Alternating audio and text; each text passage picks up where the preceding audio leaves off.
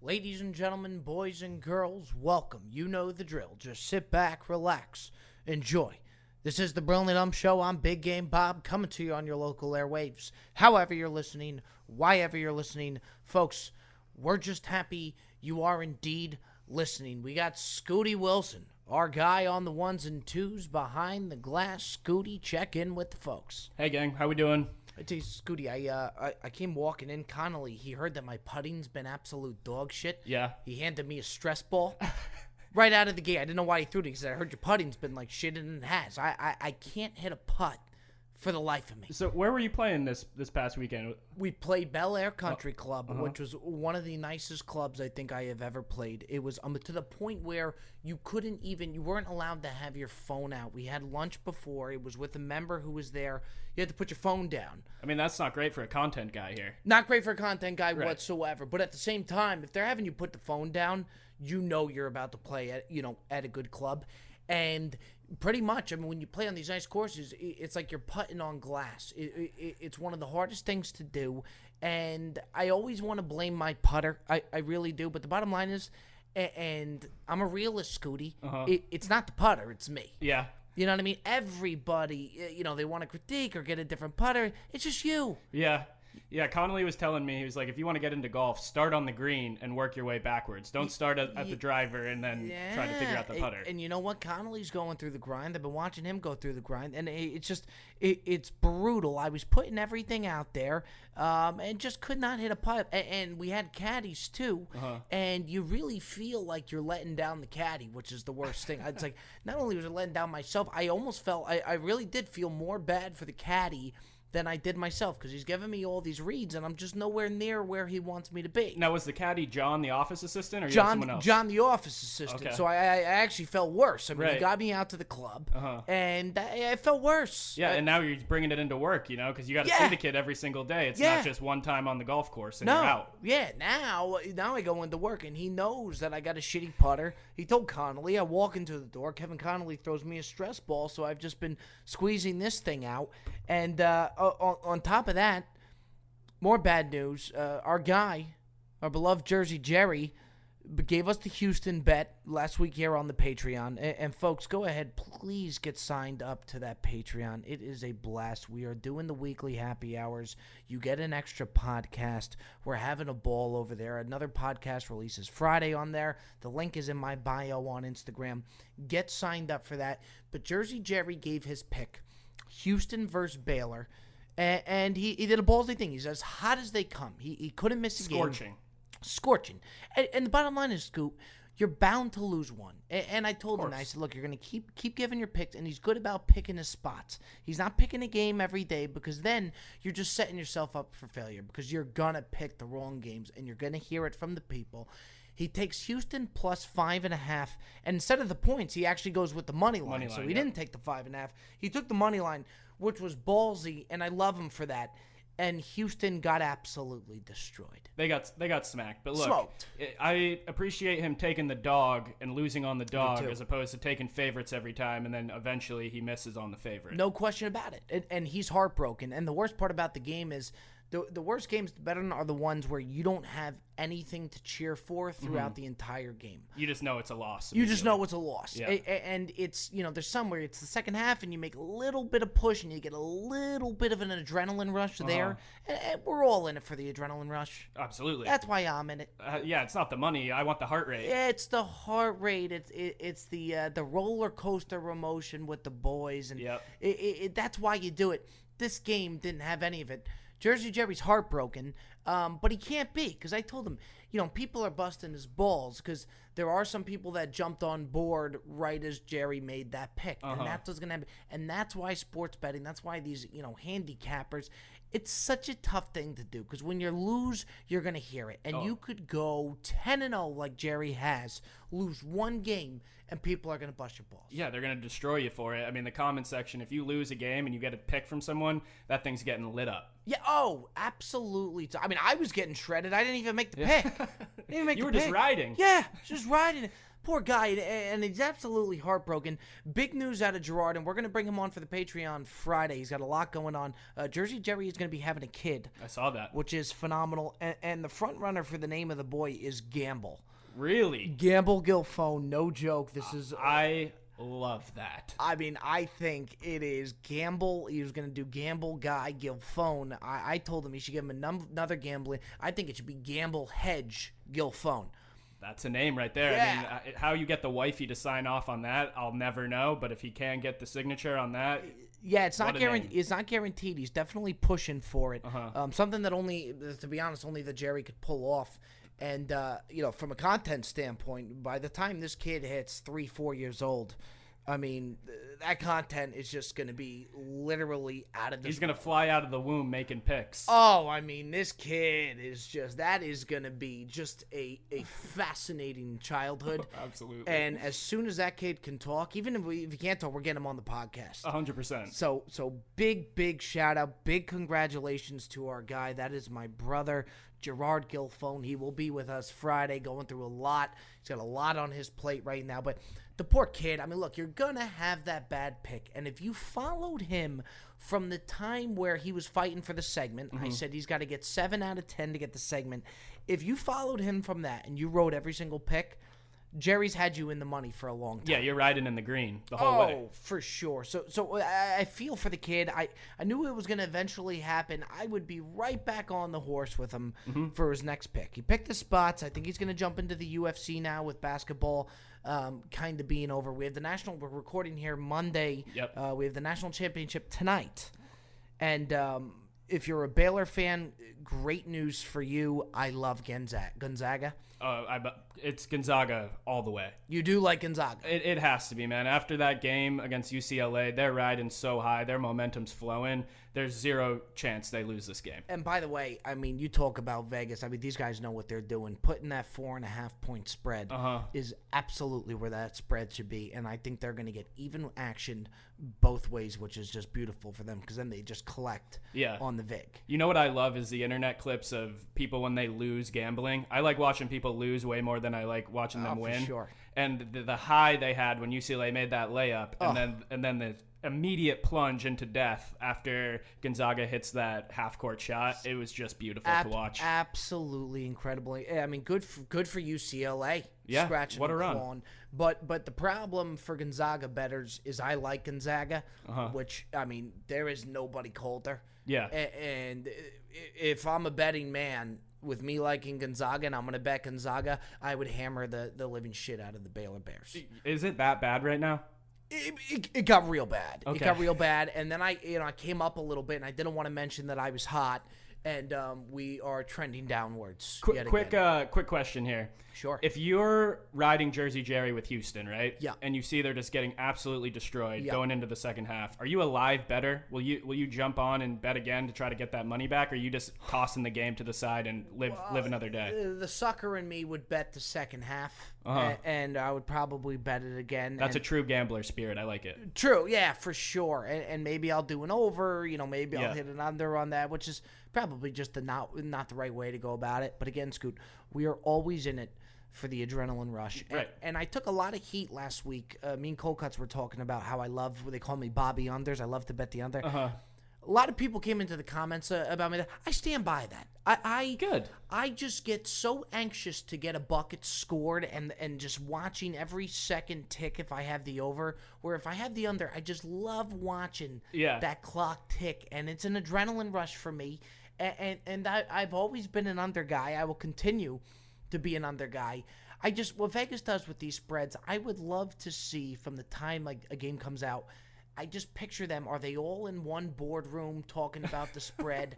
You know what I mean? Right. Who are these guys? How do they come up with this line? Because it is on the money every more often than not. Single time. And I wonder, are they in a boardroom?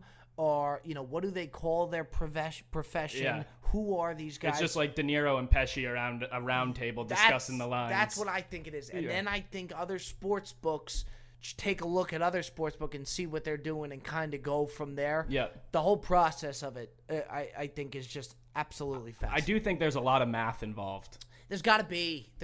But you know what I love too? Like Cold Cuts is such a sucker for it, and it just cracks me up when we're picking a game.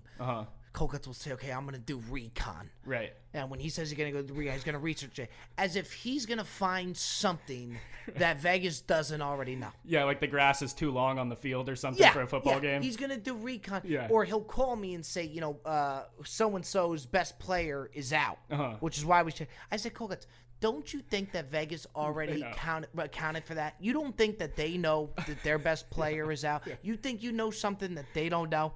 So the recon thing, it just cracks me up. I like the mindset. Hey, try to find any edge you can. But Cold Cuts, if you know, they know. Yeah, Cold Cuts, if you're listening to this right now, they know more than you do. And you're not doing anything that they don't already know. They're the eyes and ears behind the whole thing. So I let him do his recon. I let him have his moment, and we go as we please. We're in it for the adrenaline rush.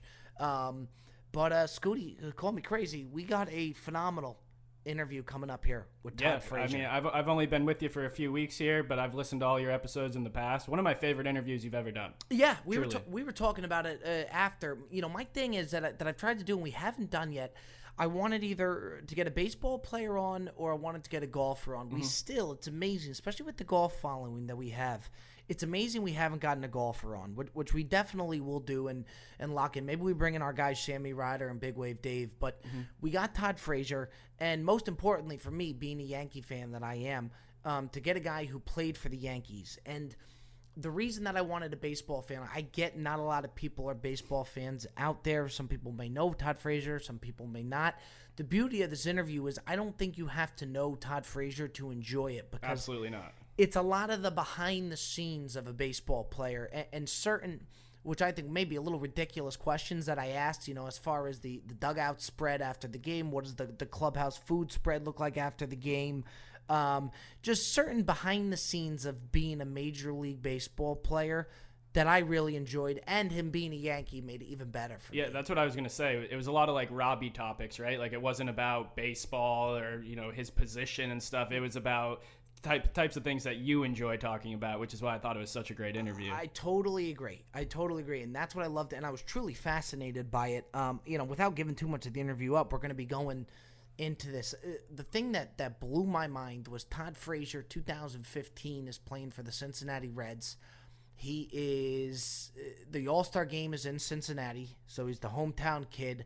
He wins the home run derby, okay? And, of course, I asked, like you said, a classic Bob question, what he did for dinner after. Yeah. Because, my thing is, you win something like that. Here's Joey Cold Cuts right here. Let me just answer this real quick. Cold Cuts, you are live here on the Brilliantly Dumb Show. Bob? Cold Cuts, you're live here on the Brilliantly Dumb Show. Say hello to the folks. What's going on, folks? Cuts, can I ask you something? You know what we just mentioned that I find to be a little bit ridiculous? Is when we go to pick a game, and we talked about my cold streak, so I can't really talk, but when we go to pick a game, and you always say that you're going to do recon, and you find certain things like a certain player being out or something like that, don't you think that Vegas already knows that? Oh yeah, but this is the experts, Bob. They're giving their insights. They know more than I do. Right, but don't you think if that's exactly right. Bobby, it's like imagine you're going to take a test. The teacher knows the answers, but wouldn't you be better off asking the smartest kid in school for a little study guide before going in? It makes you feel more confident. I tell you, it's actually a good backup. But I gotta ask: Are you saying you're the smartest kid in school, or you're just saying you're at? No, I'm not the smartest school. When I do the recon, I'm looking for the inside information from the bet experts. Okay. I'm the kid who's barely getting by. Cold Cuts, I got to be honest with you. Scooty, call me crazy. I actually really respect that answer. I do too. Yeah, I feel good. Cold Cuts, we got. Makes a lot of sense. No. I think it does. We got the national championship game tonight. You're on your way into the studio to record the Patreon episode Friday. Cold Cuts, we will see you in a bit. All right, see you, boys. Take care. I love that man. I really do. Just a fucking cat. By the way, he had a very good response. Very good. Yeah. Great analogy too. Yeah, I respected that analogy too. So he's off the hook. But in regards to Todd Frazier, okay, 2015 Cincinnati Reds. He wins the home run derby. And, of course, my thing is, you're coming off such a high like that. It's got to be so nice to go to dinner. Like, you're the man. Food's got to taste better that day. Absolutely. And, of course, I asked him, I said, what did you have for dinner that night? He wins the home run derby. Hometown kid, incredible moment, and one of the best home run derby moments for me. He had McDonald's. Yep. Yeah, McDonald's. Of all things, he goes home. I think he said he goes to a party and then went to McDonald's. Yeah. He had a pregnant wife at home. Yep. And she was kind of craving the McDonald's, so he just flew right into the drive-thru. That had to be the best tasting McDonald's he's ever had. Let me ask you this: What's your top 5 McDonald's?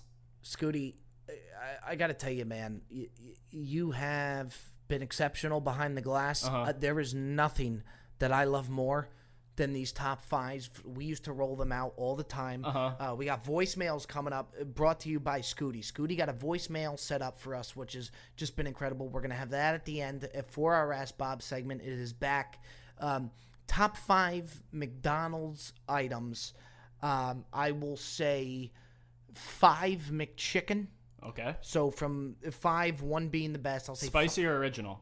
Either way you want to go with it. Okay. Yeah, I think the sauce on it's incredible. And the beauty about the McChicken is just the meal is never enough. So say you get a number 1, say you get number 2, that's never enough. You have to add that extra item. You are so correct on that. Without question. Without question. Without question. You have to add that. And then, you have the perfect amount. Yep. You have the absolute perfect amount. If you're drunk, you add on one more item.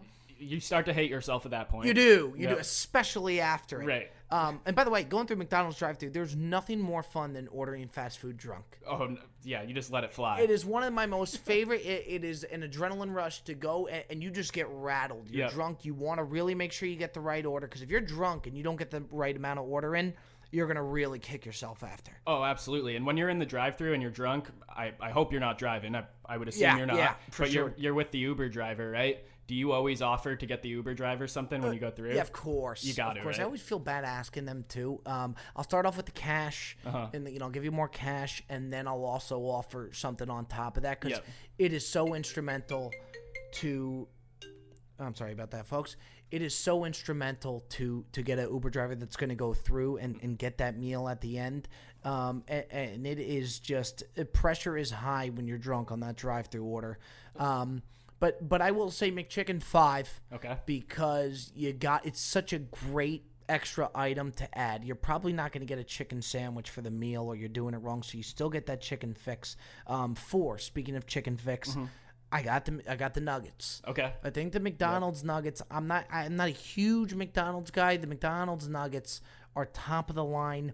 Not too much of a breading, which I like, and it still stands up to the barbecue sauce. Good crunch. Good crunch. Yep. You got a great crunch every single time. Very consistent. Yeah, I love Wendy's. Wendy's nuggets, you never know how much breading you're going to get. They're a little inconsistent on the breading.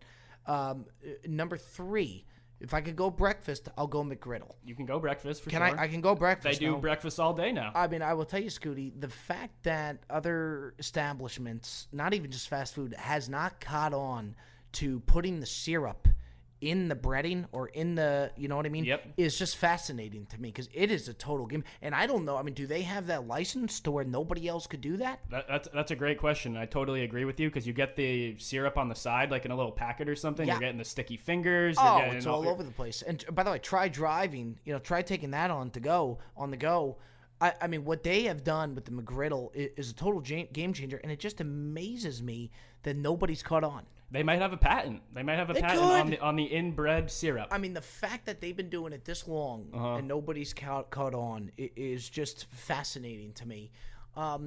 Number 2, Scooty, I'm going Big Mac. Okay. And when you think McDonald's, you think Big Mac. The sauce, the Big Mac sauce, is absolutely incredible. And something about the Big Mac, it's a lot. It still leaves room for that extra item, for that extra McChicken. I really like the Big Mac, which this may throw you off here for number 1. Okay. Number 1, I'm going the Quarter Pounder. Oh, that doesn't surprise me. Yeah, the reason I'm going the Quarter Pounder, and somebody actually gave me a trick for this, and he's a fast food aficionado, is the Quarter Pounder. You'll notice it's a different patty than like the Big Mac or the 2 cheeseburger Get some combo. more meat on there. You get more meat on it, and it's real meat. It's a total different kind of beef. It is. To where if they put that type of beef on the Big Mac, I got Big Mac at 1. Okay, but I like the mindset. Yeah, the Big Mac patty is the same patty for like those 2 cheeseburger combos, which is not. There's so much more breading than meat. Right. The quarter pounder, total different type of beef. It's real beef. Yeah. So I got the quarter pounder at 1, and you know what? It might leave room for a little controversy. But yeah, Big Mac 2, quarter pounder 1. Okay. And without further ado, I mean, phenomenal stuff out of Todd Frazier. Yes. Really, really, really enjoyed this. We talked about it after, just the banter we had. Me and Nikki Casano do this Instagram live every Monday called The Pantry Boys. Uh-huh. And we give hot takes on food. And Todd Frazier was one of the guests that we brought on, and he was spectacular. And I said, you know what? I got to bring him on for the podcast. He's got a lot of energy, speaks our language. Without further ado, folks, let's bring him in. This is Todd Frazier. Let's give it up for Mr. Todd Frazier here. Everybody in the building, Action Park Media, let's give it up here for Mr. Frazier. There's the big fella himself. He's back for more. What's going on, baby? Now, tell me something, Todd. We almost pushed back 30 minutes here. You're in the bakery. You're 40th in line, okay? What do you credit the success of being able to get out of that bakery line and still stick to that 6 o'clock slot? Let's see. Let's bring out these donuts here. So before I go, my good buddy, Devin Mezzarocco, I love dearly. He came over, he said, I got to take you to this place. I'm bored here out of the hotel. You know, we can't do nothing yet. So basically, I just want to get a cupcake or two. So I got 3 different ones. I got this two. Two. It's a good-looking cupcake. One's a peanut butter cupcake on the bottom. Yep. And the other two, I'm a big chocolate chip guy. These are chocolate chip with extra chocolate cookie dough crunches in the middle there. Now, here's the only thing I worry about here, Todd. What's that? It's 6 o'clock now. Are those dessert cupcakes? Are those dessert donuts? Yeah. No, here's the thing. When I go all out and get things, I splooge. And now I screwed up. I don't get 1 or 2. I got a dozen. So actually, one's missing already. And so now, do you push back dinner now at this point? No. I'm going to have dinner right when I'm done talking to you. Come on. Are you serious? Yeah, I'm going to I have a good meal. Dude, you got to understand. I'm with the Pirates right now. They give out really good meals. I got Jack Daniel's chicken waiting for me with some string beans and rice. It's major league, baby. So the Pittsburgh Pirates actually give you the to-go containers to take with? Yes, no. So they don't really want us, going into restaurants and stuff. So they want us to get to-go stuff. So they take the extra time and have like not a chef, but like some person order our meals, and they're waiting. Actually, they knock on your door and they bring it in a bag, and away we go, man. That is fantastic. Do you have the choice? Yeah. Like, say you're not a chicken guy, Todd. Do you have the choice to go to something else? Is there a menu that the Pirates are giving you? They give us an app, and there's 3 different choices on there, all different types of sides. It's phenomenal. Like you say, it's phenomenal. Todd, I got to tell you, I'll tell you who was phenomenal the other night. On our Instagram Live, we do this thing called the Pantry Boys, for those of you folks who haven't seen. And it's hot takes on certain food items. Nikki Cass and myself run it every week. We bring Todd Frazier on, and the guy absolutely just lights it up. And you had a very interesting take that I want to just jump back into. You came on the show. It's all hot takes on food, and you came in the show, and you, Todd Frazier, have an issue with ketchup at restaurants to where you think all ketchups should be out of the squeeze bottle. Am I wrong? Yeah, no, you're not wrong at all. The squeegee little bottle or the glass bottle, because there's 2 things to it. Either you're too lazy to put the ketchup in the squeegee bottle, or you're trying to save money with the packet. So it's one or the other. I think, to be top-notch restaurant, you want 4 instead of 5 stars, or 5 instead of 4. You got to go the extra distance, and I think ketchup is a big play. I mean, it's not only food, but it's what you dip into with your fries, whatever, what have you, or whatever sauce it is. It's bring it out on the tray, pour it over. I mean, either one. It's just a little. Todd, when you think about it, I mean, so many places go with the ketchup packets now, and I think we're in an era with COVID and all. You're going to see a lot more of those ketchup packets. The amount of ketchup that we're leaving in those packets. Oh my! I mean, we are wasting ketchup left and right, Todd. Am I wrong? Yeah, it's not right, because listen, I'm part of it. When I pour the packets out, you don't get the extra on the bottom there, and you just toss it. It's either got the piece of plastic in your mouth that you're trying to rip off, and then and then you don't get it all because if you don't slice it the right way, you don't want to get it on your hands. It's just it's a joke. And I'm not saying we ban it, but I'm saying there's got to be restrictions on it now. well, you had it. I find it to be a great take, but you also had something that you said that I found very interesting is when you get the glass bottle. The problem that I had about the glass bottle with the ketchup is there is no portion control. You don't know at any given time how much ketchup's going to come out of the glass bottle. You could take the knife and take the knife out of the glass ketchup bottle, whatever you choose. But you had something interesting to where you hit, it's all Heinz. The only ketchup out there is Heinz, to where you hit the number on the bottle to get the most ketchup out of it. Yeah. So, I mean, we talk about the karate chop. You know, you don't have to necessarily hit it really hard. It's just you hold the bottle and it just, a nice little slight side bang there. And you can control it, actually, because I really thought about it afterwards. It comes out, say it comes fast. Yep. Say you're a waiter serving wine, all right? Have you ever served wine to anybody out of the bottle? Never served one, but I always watch. Okay, so the main thing about that is, so you say you're hosting a party and you're giving wine, guys, you should pour it in, take it out. No, you pour it in and you got to curve it so you don't lose it. Sure. You got to do this with the ketchup bottle. Interesting. So to prevent that extra drippage on the ketchup bottle, you could kind of handle it like it's a bottle of Cab. At the end, you want to swoop. Yes, and you can maintain the speed as well. If you go quick, it'll stop quick. If you go slow, then it'll ooze out even better. I tell you, it's a gift. Yeah, I tell you, it was such a good take, and it was such a, and I love food, and I love talking food, and one more thing that I wanted to reiterate that we said on that IG Live, which I was always fascinated with. You've played with the Mets, you've played with the Pirates, you played with the Yankees. Talk to me, out of all the teams you've played with, Todd, who has the best post-game meal for you? And do you enjoy that post-game meal? Is it a buffet type style? Yeah, I mean, every team you go to, they have a good amount of chefs there. I would say at least 3 or 4 guys and girls in the back. But when you go to Yankee Stadium, they treat you like royalty. It's like you're at Fogo de Chao. That's the beauty of being a Yankee. You ever been to Fogo de Chao before? I mean, the meat selection is off the charts. Off the bone, the best ribeyes, the best fillets, the best chickens, the best Italian food, pastas. They'll make anything for you. Go in there and there's something that you really wanted.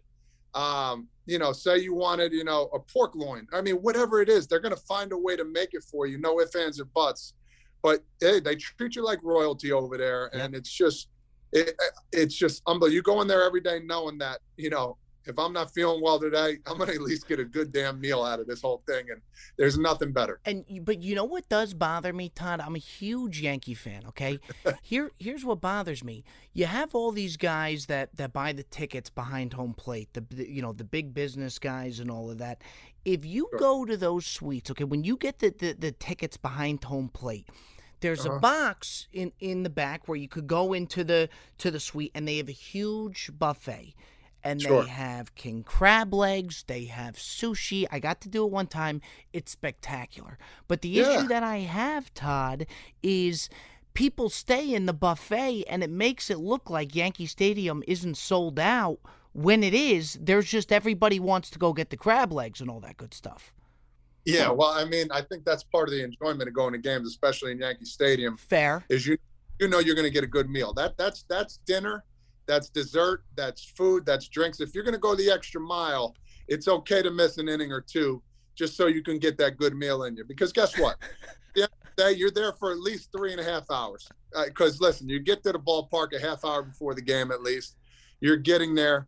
You're getting the appetizers, I call them. You're getting the nice meals for before. Sure. And, after 3 innings, that's a good hour and a half. The palate starts expanding, the smells. The taste. We're going back for number 2, and that's the big dinner. And guess what? It's going to take me about 30 to 40 minutes just to salivate everything. And then you know what? By the 8th inning, it's like, all right, it's a close game. Let me go run in real quick, get the dessert, and I can easily bring that back out. So that is a play. That's another thing I've always wondered. Mid-game, you want a bite to eat. You don't just have the choice of sunflower seeds. You could come back. You could go down and you can grab something to eat.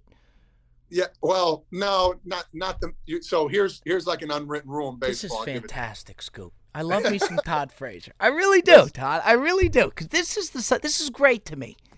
Well, it's fascinating. I should write a book like about unwritten rules of baseball. Yeah. So the unwritten rule in baseball, you're not supposed to touch the spread, meaning dinner, because it's probably out. Probably by the 8th inning, the food's out, ready to rock. It is. So if you touch that dinner, for one, it's bad luck, and for two, if somebody finds out you did that, you're going to be in a lot of trouble, because guess what? You're probably not a starter in the game, and you're going to take somebody's meal who worked their tail off during the game. There's going to be problems. There's been issues before where I had a trainer go take the first meal right after the game, and I said, no. I said, listen, Can't you don't happen. put that. Can't. I said, no. Put it back. And I would tell him, and this guy's 20, 25 years old, and I said, no. Put the meal back. So, but what if you have extra innings, Todd? That's the only thing I worry about. If they put it out at the 8th inning, what if we have extra innings? They got the hot pods underneath cooking, don't okay. I mean, if they have to go there, they do. This ain't their first rodeo. No. And they got all the machine work back there. But for me, in-game meal, it has to be, I'm looking for a bar or something. Like they got these energy bars. I'm sure they got great energy bars. Without a doubt.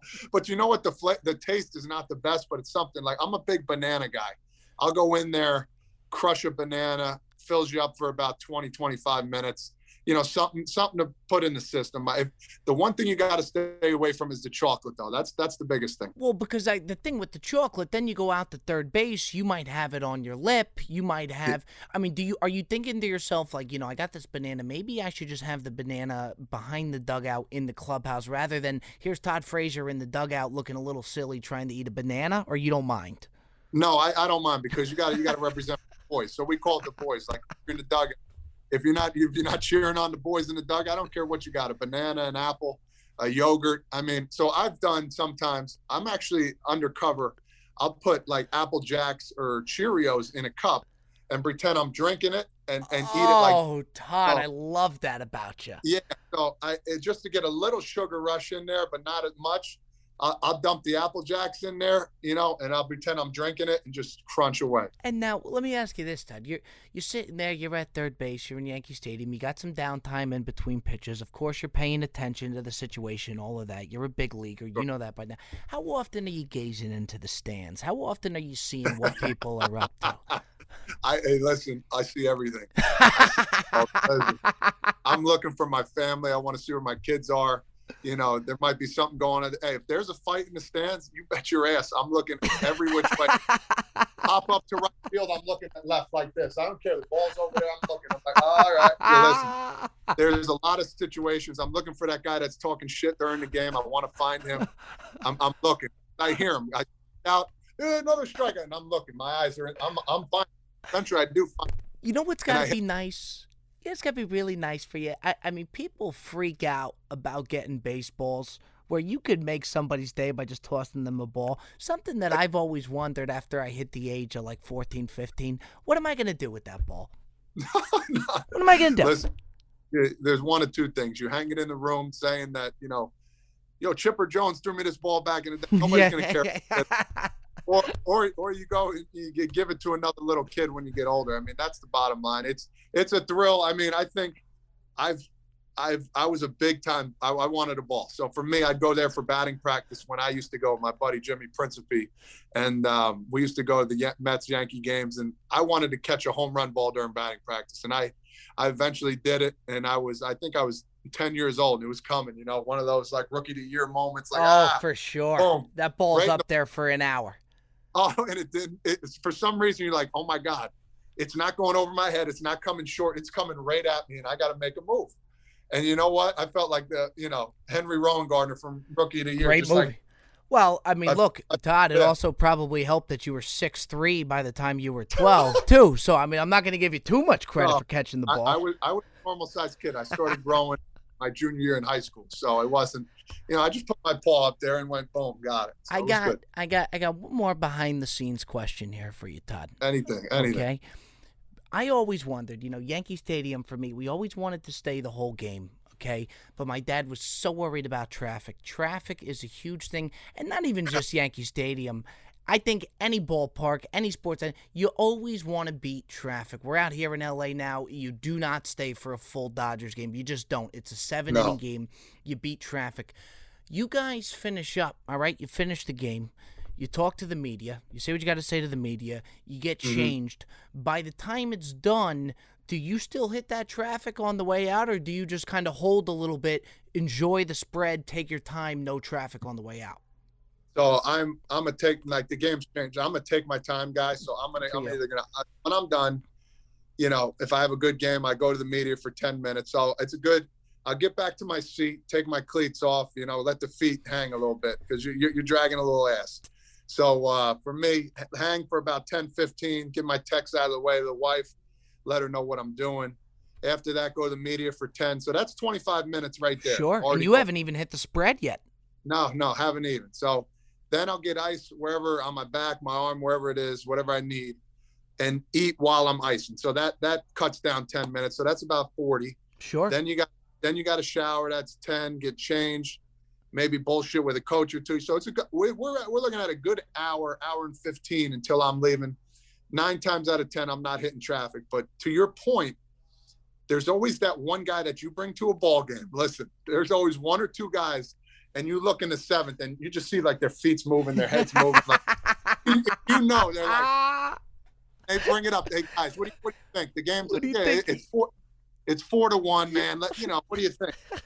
And there's always that two guys like, oh, no, they can come back. And then if you're that guy that wants to leave, now you're just sitting there like, oh, man, why? I should have never came. And now you're pissed off because you know you're going to hit the traffic. But there's always one or two that you know, and you know exactly who it's going to be. Are you seeing, even on the field, are you seeing the turning heads? Are you seeing the traffic guys? Do you look out in the stands and say, that's a traffic guy right there? Oh, without a doubt. That is unbelievable. You see them grabbing their stuff, and, you know, the one kid doesn't want to leave. It's you know, I've been there. I've asked to leave a couple times, but now let me ask you something. It is what it is. Because you mentioned, you know, when you the difference, you know, you have a good game. When you have a good game, you know, regardless of where you do it, are you just instantly in a better mood after the game? Like, does the food taste is it better going to the ballpark the next day after having a good game? Like, does everything change depending on if you had a good or bad game? Bro, that's such a great question because it's 100% true. Listen, we always tell the guys that after the game or the next day they had a good game because they're a little more chattier. I was like, oh, man, this time he got 2 hits. He's talking about politics. He's talking about right. Joe Schmo. All of a sudden, he's in conversation. You know, we always talk about staying even keel, but yes, you don't care if the wifey does something silly or stupid that night. You're like, oh, don't worry about it, hon. I just had 2 home runs and a double. You know, kids get away with everything, but if you're that 0 for 4 with 2 or 3 Ks, you get home, you look at your kids, you're like, go ahead, try something. Yeah. Come on. You don't want to go to bed right now? Come on, bud. Well, you know, Ty, what I compare it to, and on a much different degree, because here I am playing $40 municipal golf courses, but rather than, you know, showing up to Citi Field or Yankee Stadium, but it's kind of like, you know, you go out with a group of guys on the golf course, and the guys that are playing the best are always the most chatty. Like you said, they want to talk politics. They want to, you know, they're having a time, and you can easily tell who's playing well and who isn't. And they're telling you basically how to shoot this shot. Now you shouldn't use this. Listen, the wind's a little bit to the right. Yeah, of course. You know, of course. And they're taking their time looking back at you like he's going to drive this thing 400 yards. Yeah, it's true. And then all of a sudden, like, and then when they struggle, you're looking at them like, nah, he's back to his old ways. Yeah. we call those guys same guys in Spanish. Mismo hombres, we call them same guy in Spanish, and it makes it for a fun laugh because you know exactly who those guys are. Like we talk about that want to leave earlier, always talking after they have a good game. Yeah. Like I said, that's one thing you'll know about me. I'm the same loud, emotional, crazy guy every game, whether I'm 0 for 4 or 4 for 4. Well, you know what they would always say about you, and you're right about the golf point. It's like, you know, one person pars one hole and they turn into Arnold Palmer. They just they want to critique you, they want to help you out, and then they go and double bogey the next. But they always referenced you as a clubhouse guy. Yeah. You know what I mean? That's something that always stuck with me and never changed. It's something I try and help everybody out. 2, I always stay even keeled, like I just said. And 3, I'm just a guy that wants to have fun, man. And I hope these younger guys understand that, and even older guys. Like, listen, I'm gonna get in your butt. I'm gonna get in your ass if you're slacking off. I used to do it with Joey Votto, and we became really close after that. With anybody, listen, constructive criticism is very hard to give out nowadays because there's a lot of sensitive people out there, especially in the times we have now. You got to know the guys that you can call out in front of guys. You got to know the guys that you got to take aside. You got to know the guys that you have to baby a little bit to get stuff out of them. And that's a gift I got. My dad taught me that. I mean, watching my 2 older brothers, it's something that I've always, you learn on the way. It's something that you can't be taught like right away. It's something, from seeing what other guys do and, what kind of focus you have during the games. Yeah, I tell you, it was fun for me to even watch it with the Yankees, and they would always say, Todd Frazier's a clubhouse guy. You could see how good those guys responded to you and just how well you got along with them in the dugout. Here's something I wanted to ask you, Todd, okay? I think I'm going with this too. Go ahead. You ready for me? I think I know. I think you already brought it up. Go ahead. Oh, I wasn't going to go there, but with that, I'll Todd, I got no problem going there. Okay. Now I let you slide on the IG Live, and even me and my dad were talking about, we were cracking up because I remember watching this game. Okay. And I'm gonna build up the moment. Todd Frazier steps up to bat. First at bat with the New York Yankees, the Jersey kid in his home city. Okay. Mom and Dad are in the stands. Everybody's all excited for you. Bases loaded. Nobody out. Michael K's there. He's building up the situation. There's a buzz in the ballpark. Bases loaded. Nobody out. Todd Frazier, triple play. First at bat, New York Yankees. Can you laugh? After it happened, do you laugh to yourself, or you're just so pissed off at the time to where it's got to marinate a little bit? Listen, I think it was a 3-0 count too. So I didn't know that. That's even when it's 10 times worse. I got it to a 3-0. It was either 2-1 or 3-0, and then he threw another one. It was 3-1 count. Are you praying he walks you? Are you saying, give me the easy way out, walk me? I would take it. At that point, I'm like, you bet your ass you would. Just throw one in the dirt. That's fine. Let me go. I got 40 people in the stands. I get out of the corner of my eye because they put the family section above our dugout to the right. So 3-1 count. I know fastball's coming. The guy's throwing 95. And listen, to help me out a little bit, I did hit the ball hard, but it was one hopper right to the shortstop. He actually took his time, threw it a second. They almost tagged the guy out for a triple play there. Bang, bang, play at first. Umpire's like, go! And like he's screaming. And I'm like, oh God. And you know what? The worst part of it, they get the guy in the rundown, get the triple play. The crowd was screaming. There was actually some boos. We actually scored a run, and there was some boos. But even worse than that, I could take a boo.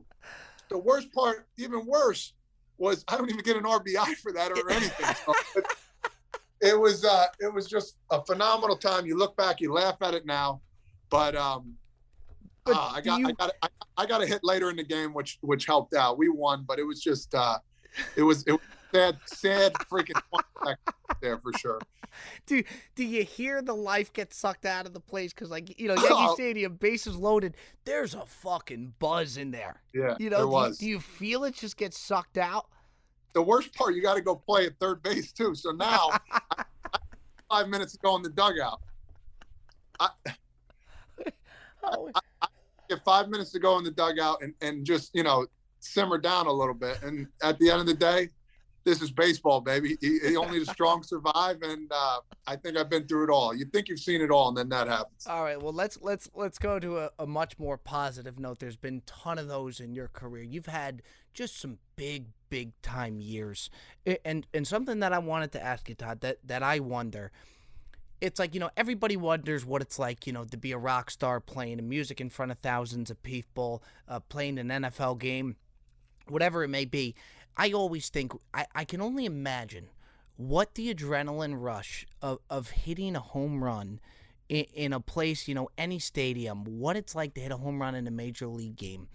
Do you, is there anything that will ever be able to replace that in life? Like when guys finish up their career, is it hard to ever try, you think, to get that same adrenaline rush back? No, and they always say, act like you've been there before. And it's a home run to me. I have 218 in my career. And there's been some really good ones. There's never been any bad ones. So let's put it this way. A home run's a home run. And, you know, at the end of the day, for me, especially hitting it in Yankee Stadium where you grow up and you go there and watch the games. And it was in the playoffs, where the buzz is just crazy. You know, you dream as a kid. Listen, you're in the backyard of your buddies. Bottom 9, 3-2 count, bases loaded. I mean, I got 4 walk-off home runs in my career. I got, I think, 6 or 7 total walk-off hits in the greatest game and against the greatest athletes in the world in baseball. You pinch yourself all the time. You know, on a serious note, it's fascinating. That's why I'm not giving up. I'm still fighting here. I'm going to give this one year a last shot. Hopefully I get back up there and, you know, fight for, you know, whatever team I'm with and go from there. But it's been a phenomenal 10 plus years. And, you know, I look back and I talked to my wife the other day. I said, I did some pretty cool things in my career so far, you know, over 1,000 hits, over, you know, 1,200 games played, you know, something, you know, just something crazy that not many people get to with big numbers too. Yeah. I mean, well, I mean, it's 40 home runs in 1 year. I mean, that was pretty cool. So so that year you hit 40 home runs. At your 35th time around the bases, is it the same rush as the first time in the season? Pretty much. Like I said, I'm high energy. I try and get the boys going, and you know, some are better than others. Depends on what inning. It depends on, you know, what the score is. You know, when you lead off a game with a home run, you know, you hit it. You know, guys like, you know, just drop the bat. Let's go. Right. It's business as usual. But, you know, bottom 8, bottom 9. Like, I had a really good one. I was thinking about this earlier today during opening day. It was, I think it was a 2-2 game. I was with Cincinnati. First and third, less than 1 out. And this guy, Tony Watson's pitching for the Pirates. And he's had my number the whole time. So I get it to a 2-1 count. He's good left-handed change-up pitcher. And he threw me a fastball, and I hit one in the upper deck. And it was one of my best pimp jobs. Like, I kind of lifted the bat and jumped at the same time and gave a little shimmy. Oh, that is the dream. It was one like that. Oh, and you see the crowd going nuts. Like, you're like, yeah, let's go. You're dropping F-bombs everywhere, all over the place. And you're screaming coming out of your mouth when you talk, let's go. And everything's going crazy. That is the dream. Those moments, unforgettable. I mean, not even just to hit the home run, but then to pimp it after. Ooh, I've had some good. Too. Oh, that's good. And then do you go back and then watch SportsCenter? Do you watch the rerun right after that? I got the videos on call. My phone right now. I call my feel goods. If I'm struggling, I go back to my feel goods. I have one of the guys. I have all my homers in a video console here on my iPad. And I said, let's just click. Boom, there it is, and it makes you feel good. Let me ask you this, okay? What was a better moment for you? I would think, I mean, I could be wrong, but I would think, so I'm not even going to throw this one in there. I would think your first major league game trumps anything in your career or close to it.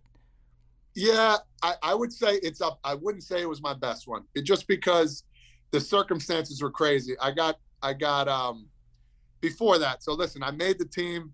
They sent me down that year. I was a little bitter because we picked up a pitcher. There's a lot of stuff that people don't understand before you get called up that happens. You know, you get called up and down, you make a team, they can easily take you off. I was bitter. I finally got called up, and actually I was in Philly. Of all places, I had 2 bus loads come down from the hometown, an hour and 15 minutes away. I actually pinch hit that game, struck out. My first ever swing, I don't know if you ever heard of this, I swung and the bat slipped out of my hands and it went in the stands. So, listen, that's worse than the first Yankee at bat. Oh, no, this is with the Reds. The Yankee at bat, I know, it's like I've had some bad first impressions here, I guess. But the call that you're getting called up, you get that call. Do you immediately call family? I mean, is that just nuts? I remember like that was yesterday. My roommate, Scotty Carroll, who's a pitcher, he got called up later on in the season. We were both crying. I called my mom and dad, my wife. We were all crying because it's what you dream of. I think the moment would be top one. I think being there was different. It wouldn't be like my top moment. But, you know, as I'm going to add to this, I actually struck out and then they sent me down the next day. Oh. Oh, listen, Dusty Baker brings me in and goes, "Hey, Todd," he's got his toothpick in. He goes, "Frazier, we got to send you down." I'm like, "Wait, what?" I got 6 other busloads coming because I thought I was starting that game. And this is like 1 o'clock. And he's like, "Yeah, man, I've never done this before, but we need another pitcher." I'm like, "Dusty, this is crazy." We got sent down bitter to the world again. You know, the ups and downs of people don't understand in your job. Imagine having your job and, hey, man, you got sent down. You know, you're going to North Dakota again to go work on things. Especially if you got to go back to Philly. If you got to go back to Philly, it's a tough thing to do. I had to go back to where were we? AAA. I think we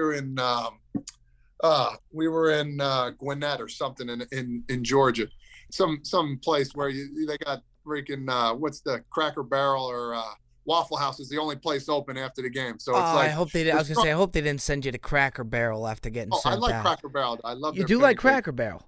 Mama's pancake breakfast. Let's Okay, go. I respect that. Todd, something that you have you haven't mentioned yet. I haven't even mentioned it yet. 2 things actually, and these are the 2 moments I'm going to give you. If you could relive one of these moments, you tell me which one you would pick. Okay, you ready for this? All right. Can't wait. Little League World Series. Todd Frazier wins the Little League World Series. Okay, Little League World Series legend. Okay, would you relive the Little League World Series or Home Run Derby 2015? Wow, man, that's something else. This is really tough. Yeah, I didn't want to throw. I thought that first game would trump it all. Do you go back to Little League or do you go back to the Home Run Derby? Wow. Which you shattered, by the way. You shattered. Yeah. Man, as a little kid, man, the game is, the game's fun. Don't get me wrong, but as a little kid, it's how much you love that game. Only reason I would say Home Run Derby I would go back to is just because my brother was throwing to me, and then my other brother, my 2 older brothers were there. He was my hype man. So it was an all-family affair. So I think that's the only reason why I'd go back and do that, because the excitement we had before that. Everybody came, and I had a monster house there, so everybody stayed at the house. Listen, my wife was pregnant with our second child. The heat went out on us. It was 110 degrees, so the house was burning hot. My wife is steaming. I have to go after the Home Run Derby. I had to go to this party where Ken Griffey Jr. was there. I think what's his name? Zach from Saved by the Bell was there. Bro, you got a whole cast of characters here. We went from Chris Berman, back to Zach Morris to Ken Griffey Jr. to one of the what musician was there? It wasn't Drake. It was God Almighty. There was a who knows who, but from all different varieties where you're like, oh my God, look who's here! Like it was just. And this was after the Home Run Derby. After the Home Run Derby. Oh, so you got to be on cloud 9. Cloud 9, and I'm exhausted though. It's like 3 a.m, and my wife calls me. She's like, "Listen, I want McDonald's now," because she's pregnant right now, and she calls. I'm like, "Listen, guys," I told the driver, I said, "You find a 24/7 McDonald's. If you want some milkshake, I have to get a milkshake." We're crushing large fry, we're crushing. I had a triple cheeseburger. We were crushing. We were so hungry. I said, "Honey, this is the best idea you've ever had." We got home, it was like 400 degrees in our house, sweating bullets. My son's barely. It was just. Right now, it brings up some really good stories because of what we went through, but it was a lot of fun. Are you almost even more worried for your brother in the Home Run Derby that's throwing to you than you? That's all I was worried about. Because you've been on the big stage to where you're almost more worried for him to be throwing you good pitches. Without a doubt, because listen, you swing at every pitch. There's no automatic outs. It's a time limit, and at home, easy. Like we would practice for it in the off season. He'd throw money, click, click, click, hitting homers left and right. And you know what? I got to give him credit. He did a hell of a job. I was more nervous for him, but once we got through the first round, then the second round, the crowd really, helped me get through that, man. And that's something Cincinnati fans, they always bring it up to me. And whenever I go play over there or when the comes around, they bring it up all the time. It was a great moment. And you were, call me crazy. You could tell that I've had my fair share of gambling days. You were like a plus 185 favorite. But I think at the same time that Vegas knew everybody was going to bet on you because they knew how much the crowd was going to be behind you, as well. And the whole Let- scene, I mean, people were going nuts for it. It was one of the, if you ask me, it was one of the better home run derby scenes I've ever seen. I got that, and then when Josh Hamilton went nuts. That home run he was hitting at Yankee Stadium. Oh, it was unbelievable. Listen, the size of his bat that he uses was like a 37, 38 ridiculous. inch. Something ridiculous. I use him between a 34 and a 35. And you're a big guy. 35s are unheard of anymore. There's only a handful of guys that use 35-inch bats. This guy uses like a 37-inch bat, 33 and a half ounces. I'm like a 32 ounces, but he is just so enormous. Like, people don't understand. Like, he had so much strength, and the balls he was hitting in Yankee Stadium, like, I had a couple good ones. You know, I was hitting them deep. Don't get me wrong. Hitting moonshots. But he was hitting them to Jupiter. I mean he was hitting that Lutz chip sign in old Yankee Stadium. Yes, I know that. Are you kidding me? Listen, where no one has ever gone. You can't hit a golf ball that far at that stadium. I mean, and what was crazy about it too was he was doing it with ease. Putting them in the third deck. Come on, man. Get out of here. It was nuts. So yeah, I mean, look, I would either go that or what you were doing in Cincinnati with how much the crowd was behind you. I'll never forget it. Just how cool that was to even watch. It was just unbelievable. Little did I know. I mean, here's Todd Frazier, star of the night, and he goes home to a 110-degree living room. Poor guy. It was miserable. I mean, I'm watching Todd Frazier. I'm thinking, there's no way this guy is eating McDonald's tonight. Hey, listen, it was like a $200 bill. I said, boys, it's all on me, baby. Let's go. We had such a good time, man. It was I would relive that moment just with the family atmosphere. You know, I'll tell you, Ted, we have not had a baseball. We've had a lot of people on the show. I've never had an MLB guy. This to me is just it's fucking awesome to hear. It really is. It's really cool. We're different. There's a lot of good baseball players. I mean, the more you get on here, the more laughs you'll probably have, because we got some funny stories. But baseball's like a nice group. You know, what happens in the clubhouse stays in the clubhouse, 80-90% of the time. We're not looking for the drama. We just want to play. We want to get dirty. You know, you talk shit to us on the field, we'll fight you like a hockey player, but it is what it is. Brawls happen. We love them. But at the end of the day, we have a good time. Also, too, like when you came on the IG Live with them, I called Nicky after. I was like, I got to get him on the podcast same week. Like, this guy knows. Baseball guys know chatter, because there is a lot of downtime in between pitches and between hitting, to where it's the most sport where you could just they're chatter guys. You got to be able to, you know what I mean? Yeah, you got to have. There's always that guy, when he says, "Oh man, little life, let's go, cheer it up." Like, if I could tell you, which I can't, the conversations we have when a pitching coach comes out and does a change, like when we're talking to other players on the field. I mean, most of it is absolute comedy, and some of it's serious, and we get some good laughs. But that's where the noise happens and the fun stuff happens. Like, whether it's talking about another teammate, about what you did last night, or Do you have to be cognizant? Like, to me, it sounds a lot like even just growing up, like high school and stuff like that, just same type of banter, in between pitching changes and all that. But do you have to be cognizant of you're at such a high level with all the cameras that, you either got to put the glove over the mouth or whatnot? Yes, and if you got the mask now, it's even better because they can't see. So yeah. And there's a lot of hot mics out there. You see my boy Jimmy at John Boy Media over there, they get hyped up over there and do the videos. I don't know where he finds these mics at, but he's spectacular. You got to be very careful.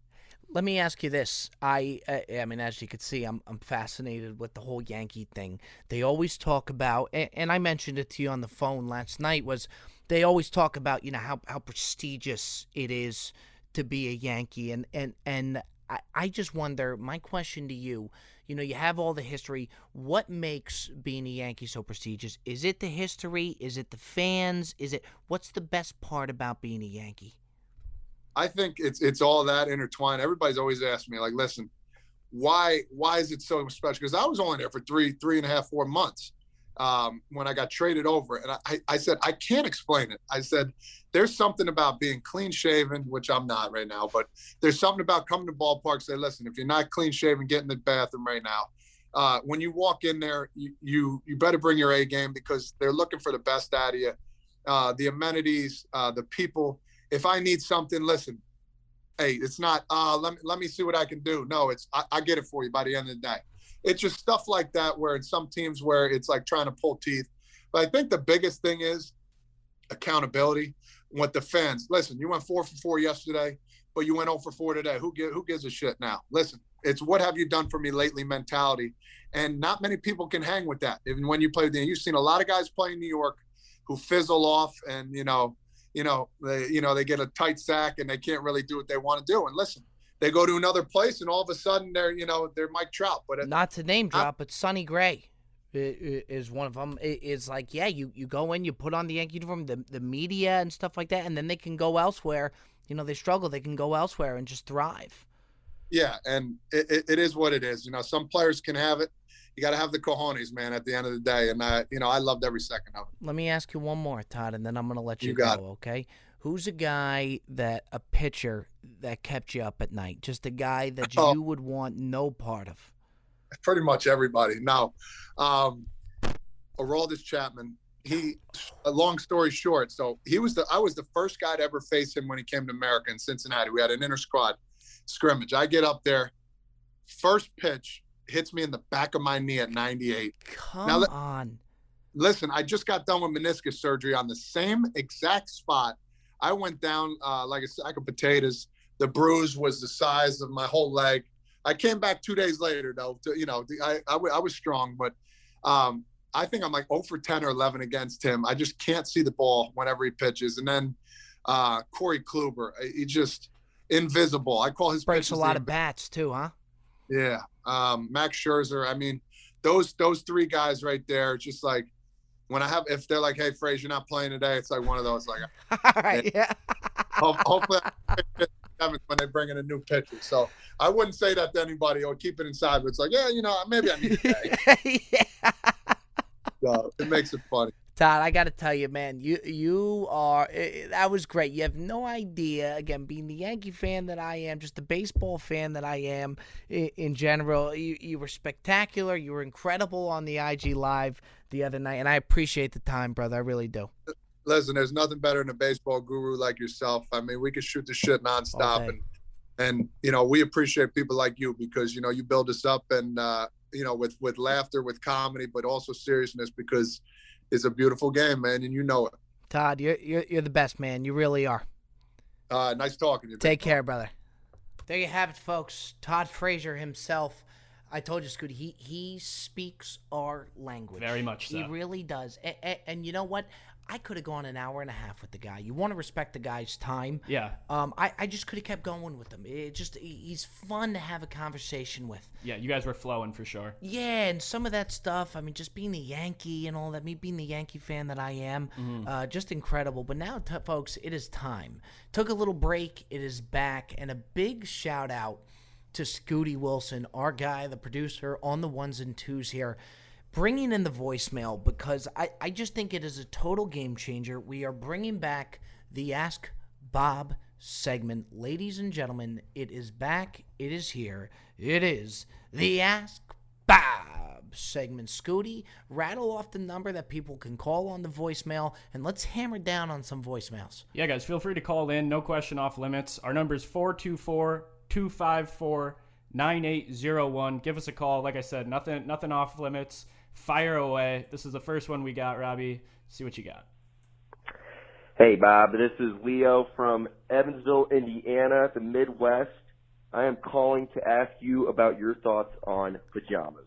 First of all, do you say pajamas or do you say pajamas? Second of all, do you wear them?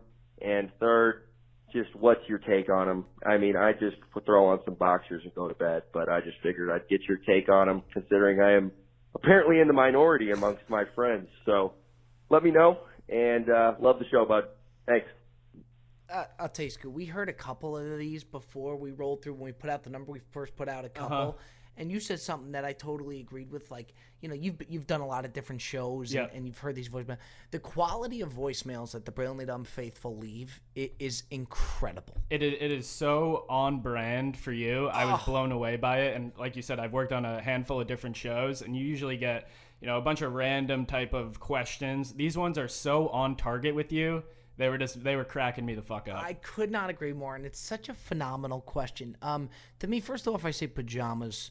But to me, pajamas are kind of like a robe, to where the concept of it seems great, and it seems really cool, and you want to do it. With that being said, a few minutes into whether it's having the pajamas on or whether putting the robe on, you're hot. Yeah.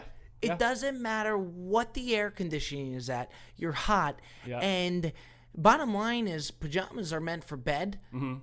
Pajamas don't go well with under the covers. I have never had a full night's sleep with the thing of pajamas on without either taking it off midway through the night or just going to the boxers to sleep, to where I just don't think I think pajamas are kind of like blackberries. I think you're going to start to slowly see them kind of fade away. Yeah. It seems like a great idea, but you just can't get a full night's sleep with them. I totally agree. And you know where I think the PJs died? I think they died with Hugh Hefner. When Hef died, like you said, robe and PJs kind of go together. Yeah. I think it just when he kicked the bucket, so did the PJs. I agree. Now I do think that the pajamas are good for, if you're watching TV, if you're in the living room just kind of hanging out, then you throw on a thing of the pajamas. Yep. But look, if you live by yourself, if you have a comfortable home situation, you just waltz around in the boxers. And I don't think pajamas will be here to stay. I think the concept of pajamas seem better, but they are not meant for being under the covers. You get too hot, and I've never had a complete night of sleep with a thing of pajamas on. Phenomenal question. We're rolling on to the next question here, and boy, are we going to love these Hey, voicemails. Bob, first time, long time. How you doing? Yeah, just a quick question for you, considering I know you're a huge Jet fan. That's what I heard, you're a lifelong Jet fan. Quick question for you, Mike from New Jersey, Randolph specifically. Hey, what do you think the Jets should do at pick 2? Do you think we should make a play at, somebody in free agency, maybe named Russell Wilson, or you think after the pro day today, Zach Wilson may have it in him? Thanks a lot for your time, consideration, and look forward to hearing the answer. Take care. First things first, Randolph, New Jersey is my home turf. Is it actually? That was where I was born and raised. Hometown caller. I love it. That's unbelievable. Yeah. And so you got to take the question, no question about it. Shout out Randolph, New Jersey. Go Rams. Big Jet fan. I had a little phase when I was really young. I was a Saints and Jet fan. I was a New Orleans Saints fan. And I loved Aaron Brooks. He played for Notre Dame and he went to the Saints. Interesting. And I rooted for the Saints for a while, Saints and Jets, and then I just kind of veered off and stayed Jets. But, I'm a big fan, Scooty. Of course, it's a shame that they're not getting Trevor Lawrence. I mean, we all know how that panned out. And because, that seems like – I can't remember a time in my day where a guy seemed like more of a sure thing than Trevor Lawrence. Yeah. And so I think it's just a total shame that they didn't get him. I'm a big fan of – and I don't think enough teams do it because not enough general managers want to eat shit for 5 years because then they probably won't be there for 5 years. I'm a huge fan, the Zach Wilson that they may take a chance on. I would rather see them trade the pick. Jet fans are already used to eating shit. Trade the pick, continue to rebuild. They got some good things going now. The Dolphins did this recently, and look where the Dolphins are. The Dolphins are trending upwards. Yeah. And I just think more teams should be okay with just eating shit. Like, for example, okay, a terrible contract, like a team that could have ate shit and didn't. The Panthers. Yeah. Okay, why are you giving Teddy Bridgewater the money? Are you actually going to win a Super Bowl with Teddy? And it's nothing against Teddy Bridgewater. He had a promise. He did okay for the Saints. But are you going to win a Super Bowl with him? Probably not. Look at the Tennessee Titans. Ryan Tannehill. You dish out that much money after a good year for Ryan Tannehill. I'm not saying that he's not good, but are you gonna win a Super Bowl with Ryan Tannehill? I don't think so, and I don't want to kill the mojo here or kind of kill myself with the brilliantly dumb audience because I think a lot of guys are from New Jersey. You could have a robo prototype who's the perfect quarterback, and I still don't think the Jets are gonna win. That's true. Like you guys are just mush. Yeah, I'm sorry. No, You're look, mush. Scoot, there's no way to sugarcoat it. I mean, you definitely didn't sugarcoat it there, you fucking asshole. But but no, you're right. You're right. And we're used to eating shit. Let's just continue to eat shit.